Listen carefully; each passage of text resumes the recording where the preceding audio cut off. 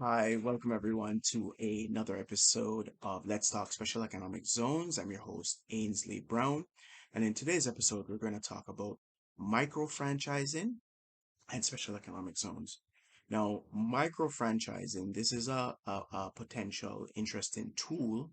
I think a very powerful tool that governments can use to increase the effectiveness of zones, increase the linkages with the domestic economy, and create greater social and economic benefits and spillover effects to the economy by what zones represent. And it doesn't matter what you call it, special economic zones, free zones, enterprise zone, foreign trade zones. It's in essence the same thing, right? Geographically demarcated area that has, special incentives and different types of rules than the rest of the economy applied to it. Now, in terms of franchising, don't be fooled by the micro part. A franchise is a franchise. In essence, it's a business platform, business format where somebody buys in and agrees to follow a particular rule, like McDonald's, Burger King. Those big Kentucky Fried Chicken, KFC. Those are franchises. You buy in and you're going to operate the business, but you agree to abide by certain rules, certain standards. um, you're the custodian over the intellectual property in the form of their logos and patents or recipes, so to speak, and you agree to follow certain rules. So all you're doing with that is taking it from that grand level and bringing it down to micro. And it can and it doesn't have to be government, actually. It can be other social enterprise or even larger businesses that set up offshoots, um, whereby they create the standards, set up the whatever intellectual property is associated with the logos, create the brand, um, do the brand awareness, and then bring in micro enterprises or micro folks to then run the business. Now, in terms of a zone, there's again, because there's so much variety in legislation and how zones are structured, this could be done in a variety of ways. The authorities, the governments could set it up that uh, the micro franchisees are in essence benefit just like a regular occupant within a zone and get all the benefits, all the fiscal, non-fiscal, or financial incentives there are. Or they could say, no, we're not going to do it that way. We will keep you within the domestic territory, but you are physically allowed to be within the zone.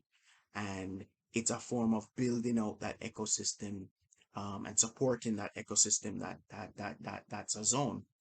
Um, so a perfect example could be that, you know, um, in terms of providing services, it could be you set up a micro franchise that does cleaning services, um, and that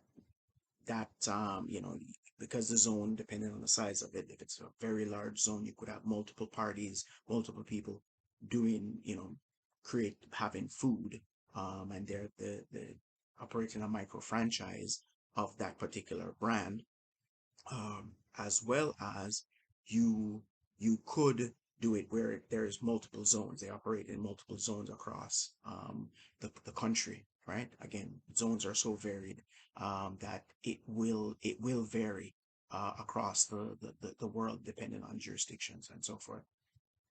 What that does, it then allows for and I must say it doesn't come without its risks, right? It doesn't come without its risks because you have to ensure that people are following those standards. First, they have to agree and then also follow the standards and upkeep the standards. Um, as well as you may then get charges of, government interfering with private enterprise, and this should be left to market forces and all of these different however, government does have a role in terms of policy and shaping markets, and creating benefits for their people. So it's a balancing approach, and it may not be appropriate for everyone, but it's something to explore. uh, you could also use it as a way, almost as a way to incubate, um, entrepreneurs, um, local entrepreneurs, linking them um, with um with multinationals that you have attracted. It also can be a form of way, a way you can attract, but this would be built over time.